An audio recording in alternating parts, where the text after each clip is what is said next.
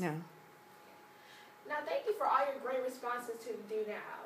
So to go over our agenda, we will have a quick review of the Bill of Rights, an explanation of the group assignment that you all will be working on today. I'll give you prep time so you can prepare for your presentations. And then I'll have all of your groups present to the class.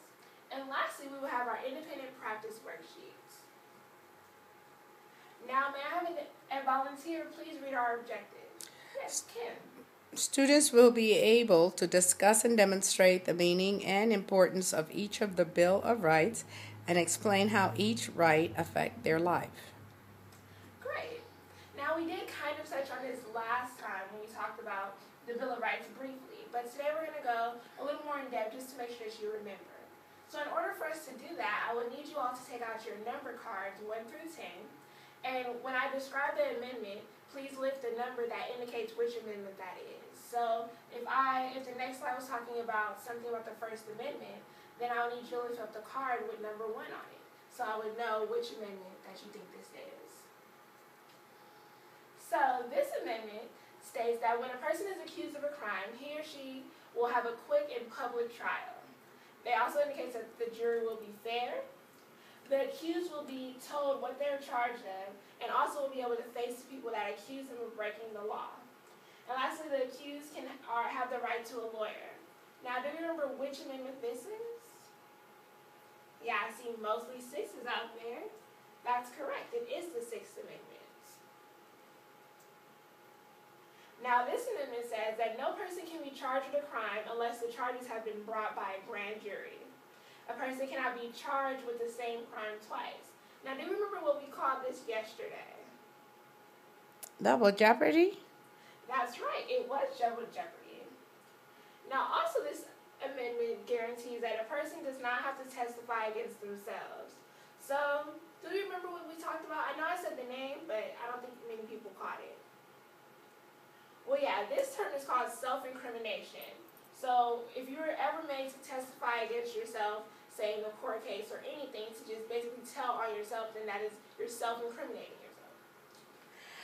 Also, a person can't have his or her life, his or her property, or his or her freedoms taken from him without being treated fairly by the law.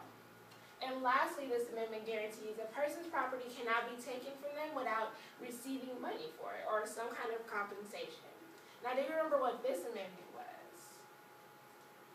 And I think most of us might remember it when we talk about self-incrimination or double jeopardy.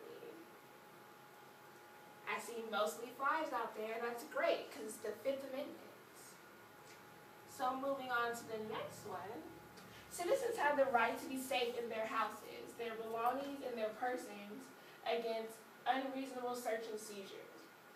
Also, this amendment guarantees that if the government wants to search anything, they must have a search warrant which tells us what they want or what they're looking for and also where they can search. So do you remember what this one is? So I see half the class knows, and some of you are still getting ready. Okay. So, for this portion over here, you all are right. It was the 4th Amendment. So moving on to the next one. This amendment states that just because some rights are not listed in the Constitution, it does not necessarily mean that we do not have them. Now, we discussed this yesterday and it seemed a little confusing for you all. So, maybe to put it in simpler terms, the Bill of Rights tells us all of the rights that we have or that are afforded to us from the government. But that's not all the rights that we have. So if it's not in the Bill of Rights, it's still possibly one of your rights. So just because you don't see it listed in the 10 amendments, you still have those. Do you remember which amendment this was? I see a lot of 9s, and you are correct. Now this amendment, the government cannot stop citizens from keeping guns. And they can do this because the military is necessary to keep peace. Now, do you remember which amendment this is? I know it's been in the news quite often. Yes, it is the 2nd Amendment, the right to bear arms. Now, this amendment says that powers not given to the federal government or not denied to the states belong to the states. Now, to kind of put this into perspective, we can say education, for example. The federal government does not regulate education. It might do different things to help it, like allocate money towards it, but they do not regulate education.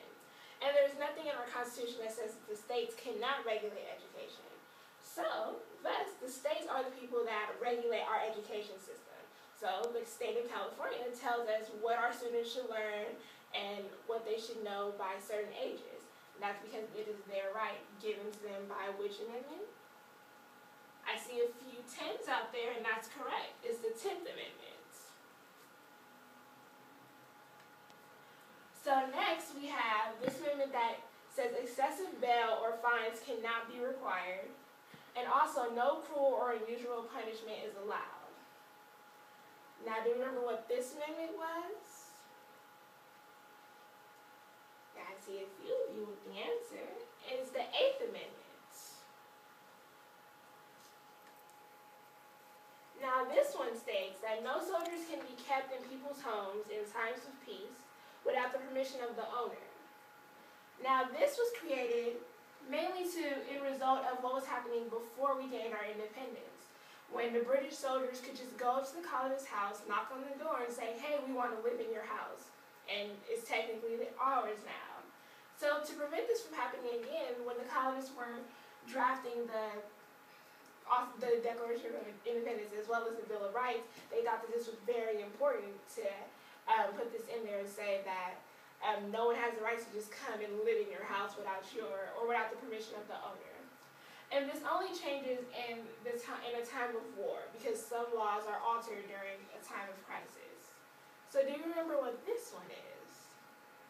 Yes, I see mostly 3s out there, so it is the 3rd Amendment. So this amendment describes when a person sues another person and the amount of money is over $20, the case may be decided by a jury. Do you remember what this one is? So I see some of the answers over there. And I think some of us might be getting this confused with the 6th Amendment that we talked about earlier, when we talked about lawyers and court cases and such. But this one is mostly talking about just the right to a trial by jury. So all of you that have the 7th Amendment, you were correct. And this amendment, I would say, is definitely my favorite.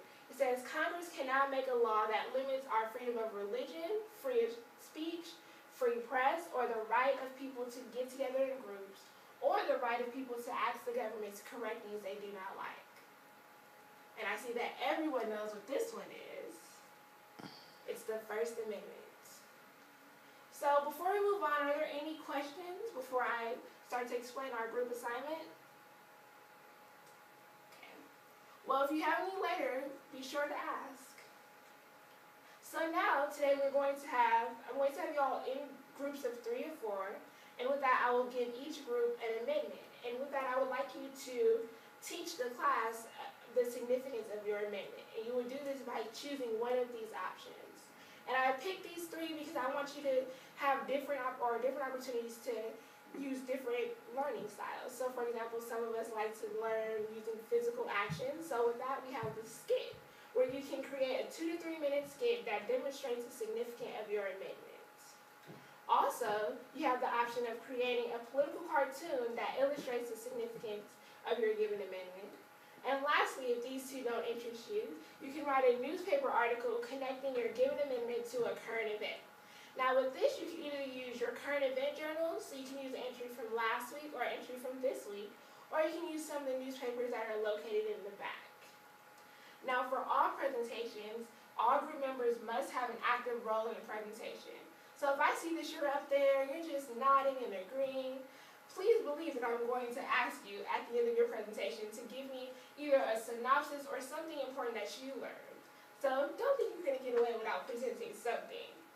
Also, all presentations must have a 1-minute explanation describing how their particular option shows the significance of their given amendment. So for example, if you had a 2-minute skit, you would have either one person or different people in the group say how this skit demonstrates what's important about your amendment. And lastly, presentations should not be longer than 5 minutes. So, I wanted to give a few examples for those of you who have decided to do a skit.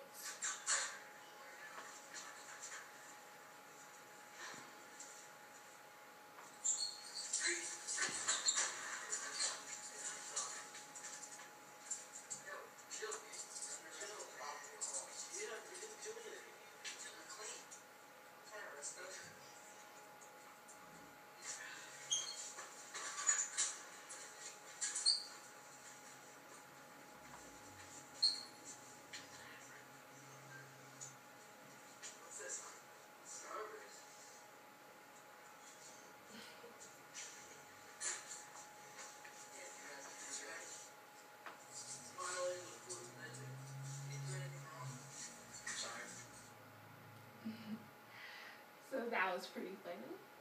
And also, if you chose to do a political cartoon, we have also an example of this where we show that we have a picture of a computer. It says internet censorship. So if you don't know what that means, it's basically when the government or whatever authoritative figure says that you can only view certain things on the computer, so you can't go to certain websites they won't open if we had internet censorship.